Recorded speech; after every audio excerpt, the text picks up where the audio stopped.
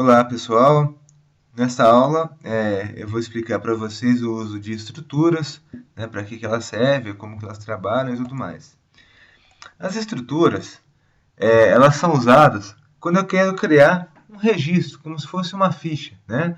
A gente pode imaginar uma estrutura inicialmente, só para poder compreender, como se fosse uma ficha mesmo de preenchimento. Por exemplo, tem uma ficha de clientes que eu vou preencher à mão. Isso seria uma estrutura. Tá? Então eu teria lá o nome, endereço, telefone, CEP, cidade, todos os dados do meu cliente. Isso seria o que a gente chama de uma estrutura, tá certo? É lógico que eu posso fazer uso da forma que eu quiser, mas no nosso exemplo aqui a gente vai trabalhar com esse conceito, né, de estrutura para armazenar um cliente, por exemplo, aqui, tá certo? Poderia usar para poder fazer cálculo matemático, para poder fazer outras coisas também, não tem problema, o uso é livre. Então, só para a gente entender como funciona, ó, eu vou começar aqui com a palavra struct. Essa palavra é uma palavra reservada. Isso para definir uma estrutura, tá, gente? Como que eu crio uma estrutura. Então, struct, o nome da estrutura que eu estou criando. Vou colocando as variáveis, a declaração das variáveis que vão fazer tipo dessa ficha, né, dessa struct. E aqui, as variáveis que eu estou criando, que são cópias dessa estrutura. Exemplo aqui embaixo, ó. Criei uma struct chamada registro. E aí, criei aqui, ó, nome, endereço, cidade, telefone, estado e CEP. Tudo isso aqui está dentro da struct registro. Como que eu sei que está dentro? Eu abri chaves aqui no começo e fecho chaves só no final, tá? Aí, a partir de agora, registro é como se fosse um novo tipo de dados. Então, igual você tem int, tem float, tem char, eu tenho registro também agora, struct registro, tá certo? E aí eu já estou criando variáveis que são baseadas nesse struct registro. Então tem func, auxiliar 1, auxiliar 2. Todas essas são variáveis do tipo struct registro.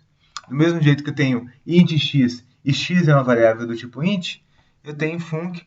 Func é uma variável do tipo struct registro. Auxiliar 1 a mesma coisa. Tá? Eu implementei um exemplo aqui. Eu já deixei ele pronto para poder ficar mais rápido. Só para vocês entenderem. Estou criando aqui então uma struct chamada cliente. Nessa struct eu tenho nome, endereço, bairro, cidade, telefone. E já criei uma variável com base nessa struct chamada cli. Tá? Então cli é do tipo cliente. O que eu quero fazer? Eu quero usar essa estrutura. Eu quero fazer uso dessa estrutura. Então eu criei aqui, ó, vou fazer a leitura dos dados. Ó. Imprimir na tela, digite o nome. E estou fazendo a leitura, né, o getS para fazer a leitura de texto, o getString, né, leu uma string, vai fazer a leitura de cli.nome, ou seja, desse cli aqui, o campinho nome, porque eu tenho vários campos, endereço, bairro, cidade, telefone, nome, então eu tenho que especificar qual que eu vou fazer a leitura. Então eu fiz a leitura de cli.nome. Aqui no próximo, eu li o cli.endereço, li o cli.bairro. Então, isso daqui, esse CLI, é um conjuntinho completo que tem todos os dados do meu cliente. Tá? Isso é muito bom, gente, quando eu vou criar, por exemplo. Eu quero fazer a leitura de 100 clientes. O que eu faço? Eu venho aqui e crio isso no vetor. Ó, 100 clientes. Está pronto. Está funcionando já uma struct com 100 posições. Tá? Ou seja, 100 clientes. Eu não teria muito mais facilidade de fazer um programa maior. E depois que eu fiz a leitura, eu estou só imprimindo na tela, né, lá, dados armazenados, imprimir com printf mesmo, usando percentual %s, imprimir o cli.nome, o cli.endereço, o cli.bairro, tá? Vamos fazer o teste disso?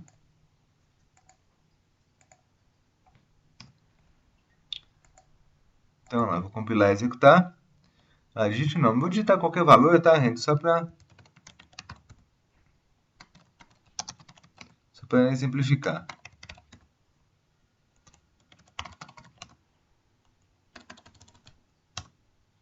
Tá lá, imprimiu os dados armazenados. Imprimiu o nome, imprimiu o endereço, o bairro, a cidade, o telefone.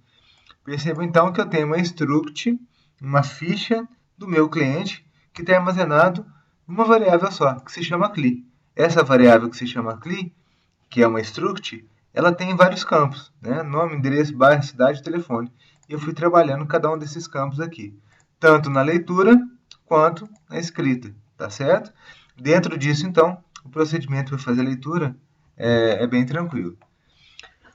De repente, você pode me perguntar assim, tá, e se você leu um cliente? E se fossem 10 clientes? Então, vamos fazer um exemplo. Vou ler aqui 10 clientes. Não vou colocar 10, senão eu vou ter que ficar digitando muitas vezes aqui a mesma informação. Né? Eu vou colocar 3 clientes só. O que eu vou fazer agora? Eu vou fazer um for aqui. Int, vou declarar aqui em cima, int i. Vou colocar aqui, ó, o i vai começar no 0, enquanto o i for menor que 3, o i++, né? Usando um for normalmente. E vou colocar toda essa leitura dentro do meu for. Ok? Só que agora eu tenho que fazer uma mudancinha. Por quê? Antes, o cli tinha uma posição só. Então, eu punha cli.nome.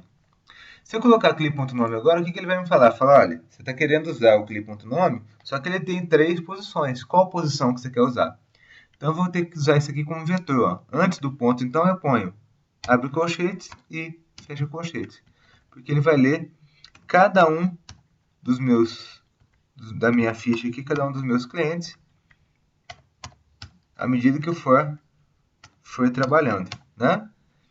E aí, da mesma forma que eu fiz isso aqui na leitura, eu vou ter que fazer na escrita também, né? Então, vou mudar aqui embaixo, ó, dados armazenados, e vou colocar para imprimir. Vou selecionar aqui. Para recuar aqui, gente, ó, eu uso o Tab, tá? Ele marca tudo e dou o Tab, ele recua. Às vezes vocês ficam apanhando aí, dando espaço, né?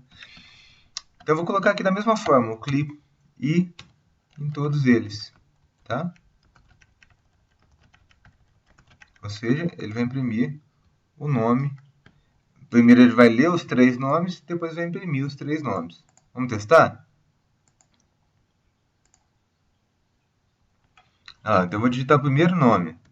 Eu vou colocar os dados bem rapidinhos aqui, para a gente não ficar gastando muito tempo com isso.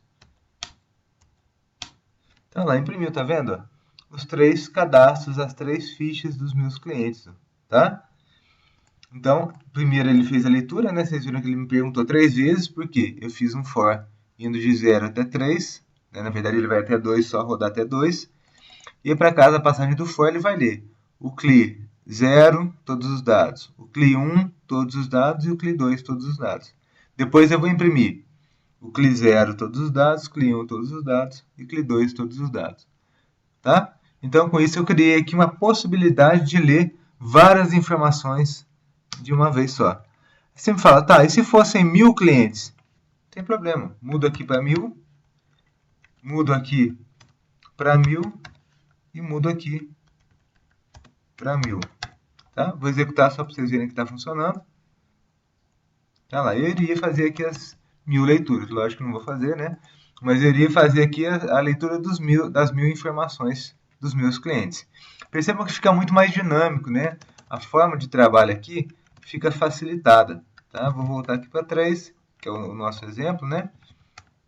Mas, ou seja, só isso que muda. Né? Eu não teria que fazer mais mudança nenhuma aqui. Ok? Tranquilo, gente? Tentem fazer esse exemplo aqui. Tentem codificar. Né? Só dar uma passadinha aqui para vocês verem. Ó. Criei uma estrutura.